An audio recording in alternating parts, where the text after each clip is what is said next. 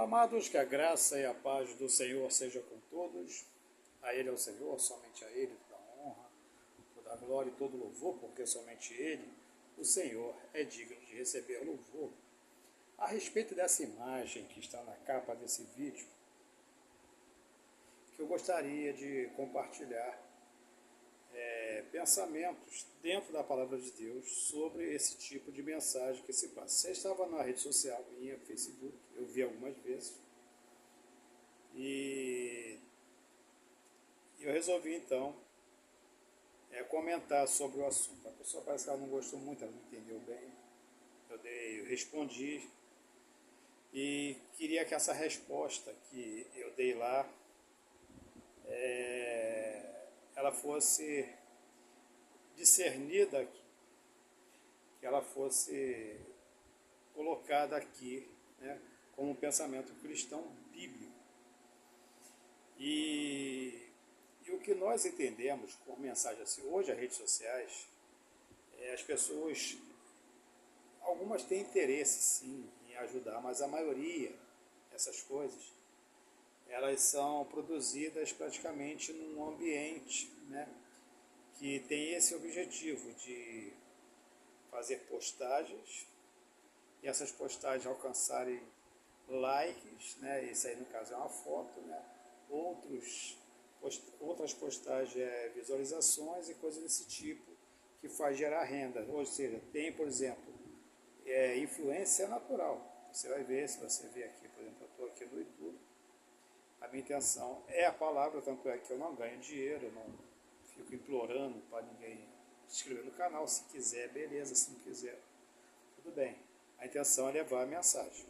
Mas existe muitos influencers que eles contratam pessoas para produzir vídeos para ele. São várias, são equipe de pessoas que vai produzir vídeo para eles. E o que acontece? Ele então bota ali uma porcentagem, né? Porque todos esses posts vai estar no nome dele. Então vai ter visualizações, vai ter isso, vai ter aquilo, papapá. Então ele entra no acordo, 30% é seu, 40%, 50%, não sei como é que ele entra no acordo com as pessoas. Então essas pessoas passam ali o tempo todo trabalhando, porque elas são remuneradas, não sei se tem carteira assinada, coisa desse tipo, e elas estão como se fosse dentro de uma empresa para produzir esses tipos de postagem. E mensagens como essa da fotografia, ela vem desse negócio com certeza, com certeza. Então a pessoa ela começa a compartilhar isso, né? A outra pessoa vê, compartilha, até que vai chegar em milhares de pessoas compartilhando, outras entendendo que aquilo ali é um ato de fé e que vai ajudar pessoas, porque na intenção deles, vamos colocar esse tipo de postagem e pessoas vão compartilhar, né? São a equipe, né? Nós mesmo aqui vamos compartilhar, vamos pedir nossos amigos para compartilhar, isso vai chegar em várias pessoas. Essa compartilhação vai chegar, esse compartilhamento vai chegar de quem? De quem é o autor da postagem. Ele que vai receber por essas coisas. Então a intenção não é provocar na pessoa apenas um arrependimento. Pode ser que sim, mas a intenção principal é o dinheiro. Então, pessoas deixando isso de lado, quando a pessoa recebe uma mensagem dessa, naturalmente, claro, ela está recebendo uma mensagem. Então essa mensagem vai soar positivo e vai soar negativo. Para mim, ela soa completamente negativa. Completamente negativo. A imagem que vocês veem aí vamos botar a orla, né? Uma veste suja, né? De alguém que está andando muito, né? Uns pés descalços furados, naturalmente, querendo apresentar que é Jesus, né? Caminhando, que é Jesus em busca de levar felicidade para alguém, querer amparo, poxa, muito pouco vai pensar em salvação, não, é Jesus buscando para te salvar, não. Mas é levar, assim, vitória, né, hoje, essa palavra que mais se diz, levar a vitória. E apresenta isso aí. Eu não sei se lá estava escrito, não sei, não me lembro, mas está escrito, que eu coloquei, eu fiz o vídeo agora, não me lembro como é que está lá. Aí fala assim, o que você acha quando você vê isso, vê a foto? É mais ou menos isso, né? Essas palavras, aquele negócio. Aí eu coloquei lá, pô, eu acho que Jesus não andaria descalço e com roupas sujas. Foi isso que eu coloquei, mais ou menos, tá lá. Não são as palavras exatas, é mais ou menos isso. Eu esqueci de consultar a minha imagem. Antes de fazer o vídeo, eu não vou voltar atrás, não vou apagar. É isso aí, mais ou menos. Aí eu coloquei essa resposta. Eu vejo que Jesus não anda descalço e nem com as vestes sujas. Aí a pessoa colocou lá, onde respeita a santidade de Deus, Jesus, aquele negócio. Então eu respondo, biblicamente falando. Quando você vê essa imagem, o que você acha? Então, pessoas vão achar que Jesus continua. Jesus não está mais assim. Não existe uma passagem sequer na Bíblia mostrando que Jesus está caminhando descalço e sujo, como se fosse um andarilho, perambulando, procurando o quê? Se ele é onisciente, onipresente e onipotente. Então a imagem de Cristo hoje não é essa, esquece, isso não é a imagem de Cristo. E nunca foi isso. Jesus não saiu da cruz e andou desse jeito. Jesus, quando ressuscita, ele é outra pessoa. Tanto é que muitas das vezes, você vai ver nos textos, a pessoa não conhece ele. Quando ele aparece no meio dos discípulos, quando ele ressuscita, e as mulheres que estavam lá o vê, ela conversa com ele, não percebe que é ele, porque ele já é outra pessoa. A imagem dele já é outra. Quando ele conversa com os homens no caminho de Emaús, eles não perceberam que era Cristo.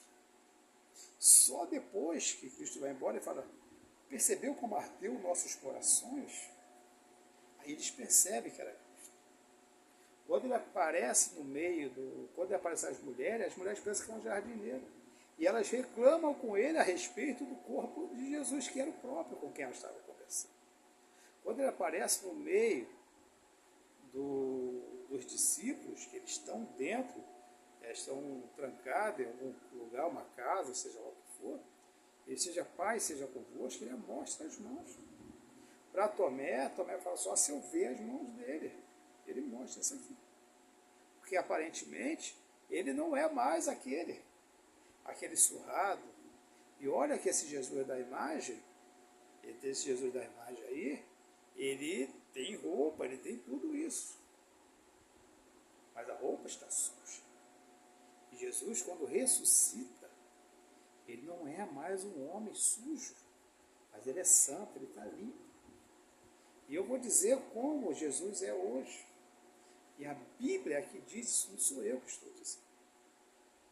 Então, até mesmo quando ele está na praia, que os discípulos voltam a pescar, e ele anda pela praia e diz, pescar alguma coisa? Está lá no texto. E eles não reconhecem ele. Ele fala, ó, vai lá para aquele lado de lá e lança a rede lá. Quando ele lança a pesca, Pedro percebe, é o Senhor. E Pedro estava nu.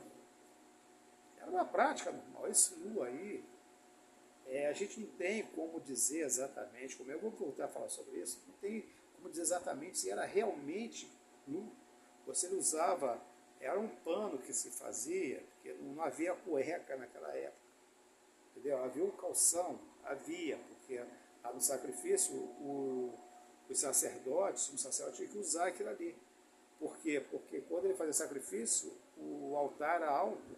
Então, o mandamento é que ele usasse um calção por baixo das vestes para que não aparecessem as suas vergonhas. Mas é possível, né, estudando a cultura da época, que se usava assim um pano, e se fazia ali uma dobra, alguma coisa, e ele ficava como se fosse uma cueca, como se fosse uma fralda hoje. Então é possível que Pedro estava daquela forma, ou estava completamente nu. A Bíblia diz nu, mas aí é coisa, eu acredito que era nu, eu acredito, é por minha conta, eu acredito, não estou dizendo que você precisa acreditar. Então eles também não conheceram. Então todas as vezes que Cristo apareceu ressuscitado, ressurreto, ninguém o percebia. Não era esse Jesus. Esse Jesus todo mundo ia perceber.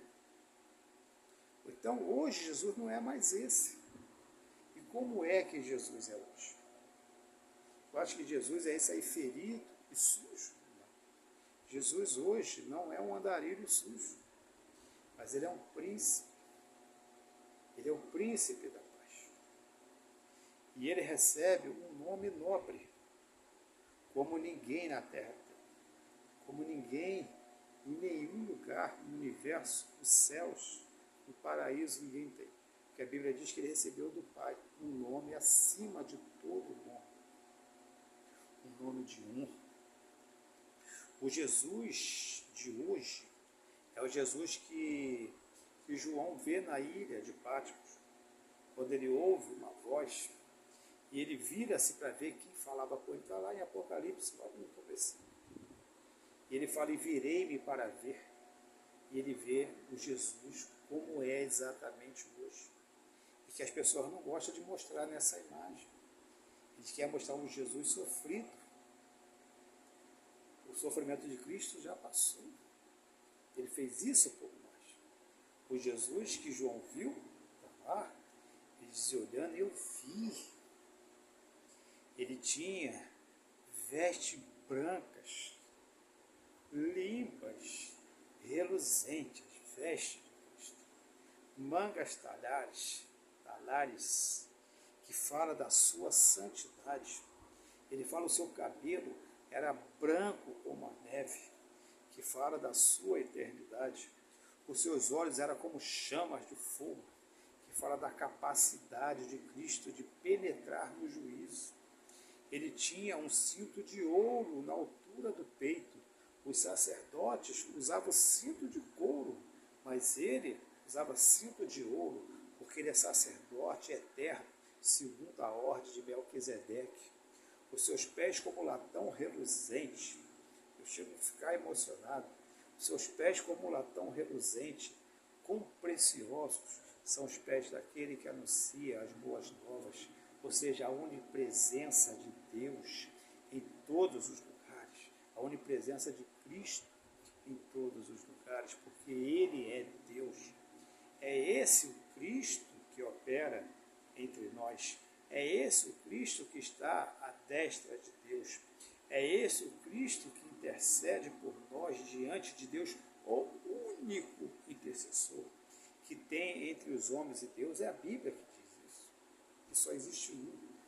E a Bíblia diz, a saber, Jesus Cristo, Filho de Deus, é o único intercessor. É esse o Cristo que existe hoje. E é esse o Cristo de toda a eternidade. E é esse o Cristo que nós veremos se crermos realmente na sua palavra e não em figuras como essa, que quer sensibilizar corações, que quer fazer você ter pena de Jesus. E você não precisa disso. Você não precisa ter pena de Cristo. Porque não precisamos ter misericórdia dele, porque ele é o misericordioso. Ele não é esse homem sujo, andando e ferido. Ele é ressurreto, ele é puro, ele tem uma visão. Hoje a visão que nós temos de Cristo não é mais essa, é um corpo glorificado, tal qual Paulo diz, assim como ele é, nós também o seremos, se andarmos em seus caminhos. Se andarmos em seus caminhos. Se não, esquece. Se andarmos no caminho da sensibilidade de figuras, de santos, de entidades, vamos ficar nesse mundo. Porque nós não precisamos estar sensibilizados com essas coisas. Nós só precisamos crer. Isso que Cristo passou, isso não acontece mais. É a obra que ele já fez por nós. E o que nós precisamos é muito simples. É como, vou dar um exemplo aqui, é como se Cristo, o favor que Cristo fez por nós, ele é centenas de trilhões de toneladas, vamos botar assim, que ele fez por nós. E o que nós temos que fazer para receber dele esse favor imerecido? É apenas apenas gramas em relação em peso do que ele fez por nós. São toneladas e toneladas e nós só precisamos apresentar apenas gramas de obras para isso. Como é que você entende isso? Veja só, ele, Deus, deixou o seu trono de glória, assumiu a forma humana, se fez servo, servindo a Deus por nós, servindo a nós como sacrifício, como Cordeiro de Deus, para ser sacrificado por nós. Ele morre de uma maneira desonrosa e vergonhosa. Ele é preso como bandido. Ele é surrado. Ele é chicoteado com um chicote terrível chamado de arrozaque. Eles colocam uma cruz nos seus ombros, tudo debaixo de deboche, bofetada, cusparadas, xingamentos. E ele, quando carrega essa cruz, seu corpo está totalmente deformado. A sua carne, seus nervos estão dependurados. A possibilidade de estar, as pessoas que estão assistindo aquilo, observar os seus órgãos internos, porque a sua carne foi dilacerada, seus ossos estavam expostos, não quebrados, mas expostos. E ele colocam nele uma cruz de 180 quilos, 60 na parte reta, 80 na parte reta e 60 na parte transversal. E ele carrega essa cruz até o Gólgota, o Calvário. E lá, a Bíblia não diz, mas eu digo, certamente ele é deitado sobre a cruz e ele é pregado em suas mãos. As pessoas dizem que é no pulso. Eu não acredito. Eu acredito que no pulso se amarravam e depois pregavam nas mãos, porque a Bíblia diz todo o tempo, as suas mãos furadas, os seus pés também furados, porque amarravam aqui nos pulsos na cruz, para que não rasgasse, né? Para que não rasgasse, o escravo rasgasse, e ele caísse da cruz. Então ele era preso pelo pulso com a corda e perfurada a sua mão e os seus pés. E ele é levantado aos céus, e ele é crucificado nu. Por isso eu falei que ia voltar nu. Esse nu, eu acredito que era realmente nu, porque ele morreu de maneira vergonhosa. É possível que não seja eu que acredito, mas é possível que ele esteja apenas com aquela parte de baixo que se fazia hoje, daquela época, como eu disse, não existia cueca.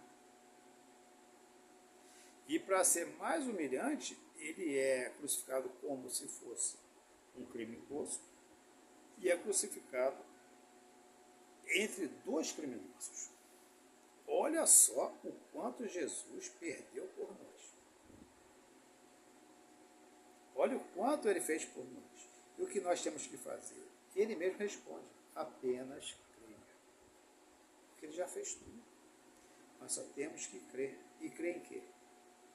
Os mandamentos de Cristo.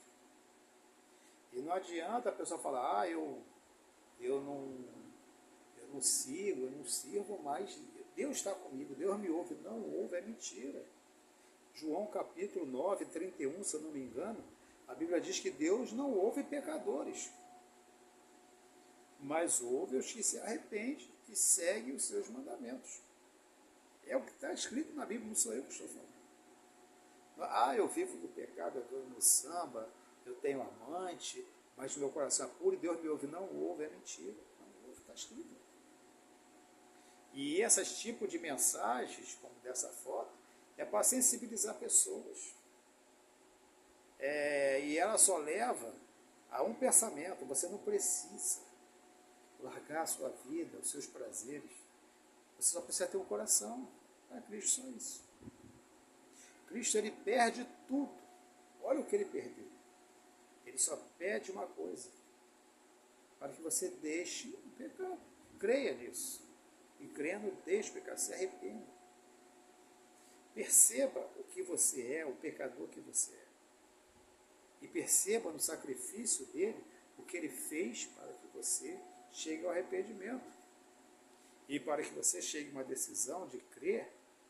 O crer não é só acreditar que ele existiu, que ele fez isso, não é. O crer é crer no que ele falou e obedecer, é isso. Essa é a verdadeira mensagem do Evangelho. Não é essa figura, não é outras figuras. Hoje tem até um desenhozinho, né, de um Jesusinho, né, um bonequinho, ele está de branco com a faixa vermelha, né, parece até a camisa do River Plate, acho que do Peru, não sei se a faixa é vermelha também. Parece que é um jogadorzinho de futebol, ali mostrando, né, a pessoa tudo pecadorinho, aquele negócio todo, e ele lá alegre no meio delas, como se nada tivesse acontecendo. Não precisa, só creia, só isso, não é nada disso. O Evangelho é renúncia. É renúncia. É renúncia. Um sinal de arrependimento é quando as coisas do mundo começam a te incomodar.